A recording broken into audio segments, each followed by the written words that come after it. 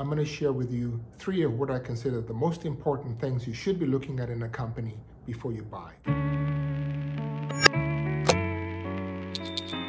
The first is profits and revenue. They go together. The second is a competitive advantage. And the third is valuation. Well, let's look at these 3 things and why they're so important. Now, I've already talked to you about the importance of profits.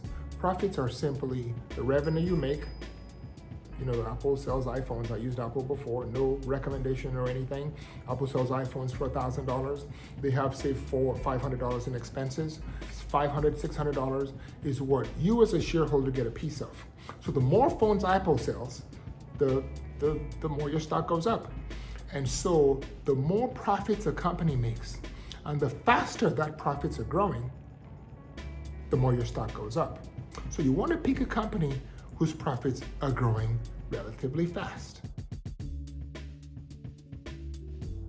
On the other hand, profits are a reflection of revenue. So how can you have your profits growing if your revenue is not growing? Revenue means your sales.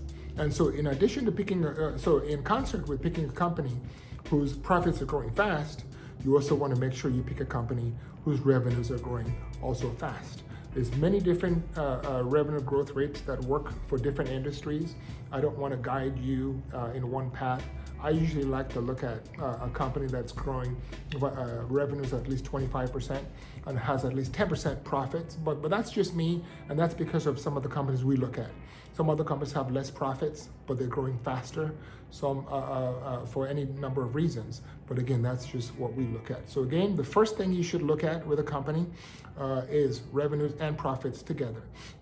Someone once called profits the mother's milk of the stock market, and it's actually really true. The more the profits of companies go up, the more the stock market goes up. Number 2, a sustainable competitive advantage. Now, one of my heroes, Warren Buffett, actually considers this the most important metrics in picking a company. What's a competitive advantage? That's when you are able to build what you call a moat around you, where your competitors cannot penetrate your business. What's the greatest risk you face as a business owner? That competitors look at your business, they see it's profitable, they jump in and they steal your revenue and therefore your profits, and maybe they even do better than you. So if you have something that keeps your competitors out and that keeps your customers in, you have what you call a competitive advantage. I'll give you examples. Look at Apple. Apple sells phones, right? That's where they make a majority of their profits and their revenue. But those phones are not unique, right? I mean, what makes them? I mean, you can buy a Samsung, you can buy a Huawei, you can buy any number of, I think BlackBerry's still around, aren't they? Anyway, you can buy any number of phones. What makes Apple unique is they have a sustainable competitive advantage because they have this interesting thing called an app. Those apps, look at it. If you buy a Samsung, you would lose access to all your Apple apps, and you'd lose access to the App Store, and you'd have to join Samsung's own App Store and use their own apps. Man, that's a big change. Most people don't like that type of change. So what Apple has done is build a sustainable competitive advantage. It makes it difficult for other people to steal Apple's customers, because even if you can make a better phone, and look, there are some people, some companies out there who claim they have better phones, you still don't have an app store with that many apps and people who really love using those apps. So you'd have to convince people to not just switch phones, to also switch their app store, the apps, and that's a very difficult thing to do. So that's number 2. Now, there's other examples of companies that have built sustainable competitive advantages. One of those is, say, Facebook. Facebook has built it's a Goliath in advertising.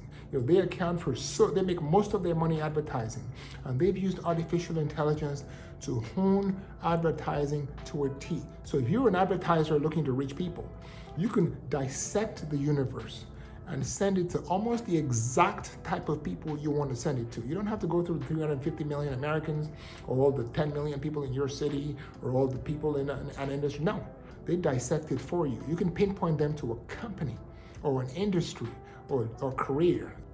They use artificial intelligence to do that. For you to replicate that, you have to spend millions and maybe hundreds of millions of dollars building the data to build the database to do that. That's a sustainable competitive advantage. Other companies are like Amazon or McDonald's who will build competitive advantages. I'm not recommending these companies, I'm using them as an example of how you can build a competitive advantage. And one of the key things you should be looking at in buying a company, because if a company has a sustainable competitive advantage, then it's very difficult for other companies to take their business and customers remain loyal, and therefore they're going to make more profits, or at least keep their profits, and the revenue keeps either growing or at least remains relatively stable enough that the company, even in bad times, is able to operate itself. Number 3 is valuation. It doesn't matter how amazing a company is, how great they are, how much you love them. If it's too expensive, don't buy it. Why would you pay something that you know is worth $50 and pay $75 for it? Why would you pay $75 for something that's worth $50? Well, you shouldn't, because as amazing it is, the price will usually come down to what is normal. And so valuation is different among different industries. For a company that's growing really fast, the valuation might be very expensive. Now, let me explain what valuation is. Let's say a company, you want to buy a stock, and that stock is worth, say, $100, right? That's the price of the stock. Let's say the company makes $10 in profits per share, $10 in profits. That price divided by the earnings of the company is what you call price earnings ratio. And usually in the stock markets, that's how we judge a company. We judge a company by what you call the price earnings ratio. So that particular company has 10 times. 100 divided by 10 is 10 times PE ratio. Now, how do you tell when the valuation is fair or not fair? Well, there's really a lot of ways. And one of those ways is you look at other companies in the industry. What are they trading? Other companies that are comparable, other companies with about the same size, about the same revenue. Are they trading at about the same price to equity ratio? Or is mine, the one I'm looking at, higher? In that case, well, maybe you want to be buying this one. Or is mine lower? And all things being equal, well, maybe you want to be buying this one. Now, because you now know how to analyze a stock, does that mean you should go ahead and do the research, analyze the stock, and buy the stock yourself? Because remember, I just gave you the initial matrix to look for in buying a stock. You have to keep up on it. If that company slows down, you have to know. If the growth rate slows down or the profit shrinks, you have to know. So you have to keep up. You have to do research every week. And if you're a long-term investor, every quarter. So is this the right thing for you? Maybe not. Warren Buffett, again, one of my heroes, once gave advice to his wife. He said, look, if I were to die, here's what I want you to do. I want you to invest my money, 90% in an index fund and 10% in a bond fund. Here's what he meant. He meant, I don't want you to go out and do all of that research.